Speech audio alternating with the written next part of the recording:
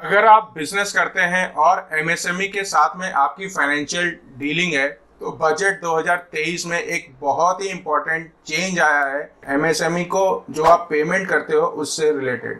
तो दोस्तों बहुत ही सरल तरीके से जानेंगे क्या चेंज आया है 2023 में एमएसएमई के साथ में फाइनेंशियल डीलिंग से रिलेटेड। बने रहिएगा इस वीडियो में। मैं हूं सीए हेमंत और आप देख रहे हैं आपका अपना यूट्यूब चैनल सरल फाइनेंस।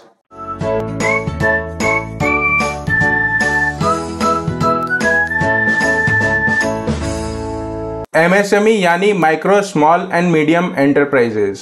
अगर आपकी डीलिंग्स इनके साथ में है, अगर आप इनसे कुछ सामान लेते हो, परचेस करते हो और आपको इनको पेमेंट करना होता है तो इस पेमेंट करने की एक मैक्सिमम टाइमलाइन दे दी गई है इस एमएसएमई एक्ट के अंदर। ये जो टाइमलाइन है ये 45 दिन का टाइमलाइन है, यानी अगर आप किसी भी एमएसएमई से डील कर रहे हैं तो आपको उनको 45 दिन के अंदर में पेमेंट करना जरूरी हो जाता है।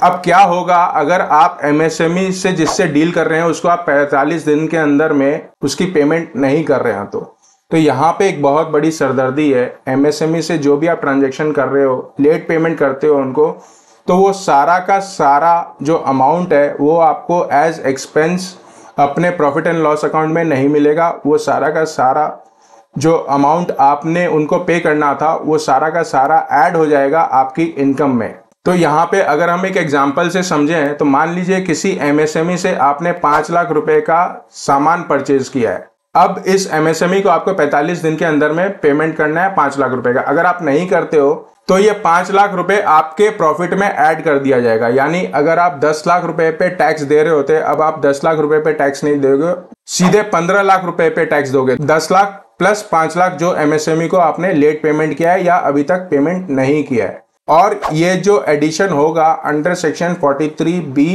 ऑफ इनकम टैक्स एक्ट होगा। तो इसीलिए अगर आप एमएसएमई से डील करते हैं तो सबसे पहले आपको ये जानना जरूरी होगा जो भी आपके क्रेडिटर्स हैं, जिनसे भी आप सामान लेते हो या कोई भी सर्विस लेते हो, तो उनमें से कौन कौन एमएसएमई है। पहले तो आपको ये लिस्ट बनानी पड़ेगी। उसके बाद में आपको ये ध्यान देना पड़ेगा कि इन एमएसएमई के साथ में जो आप डील कर रहे हो उनकी जो पेमेंटें हैं वो टाइमली उनको आप रिलीज कर दो। यहाँ पे इस रूल में एक छोटा सा एक्सेप्शन भी दे दिया गया है। अगर आप किसी कारण से इनको 45 दिन में पेमेंट नहीं कर पाते हो तो सेक्शन 43B के अनुसार आप अपनी इनकम टैक्स रिटर्न फाइल करने के पहले अगर इनको पेमेंट कर देते हो तो भी आपको डिडक्शन मिल जाएगा एज पर सेक्शन 43B। कुछ स्टैट्यूटरी पेमेंट्स की कुछ टाइमलाइन दी गई है और अगर उस टाइमलाइन में वो पेमेंटें नहीं होती हैं, इस सेक्शन में ये बताया गया है कि इनकम टैक्स रिटर्न फाइल करने के पहले भी अगर आप पेमेंट कर देते हो तो आपका ये अमाउंट प्रॉफिट में ऐड नहीं होगा। तो इस एक्सेप्शन से थोड़ी राहत मिल गई है बिजनेसमैन लोगों को।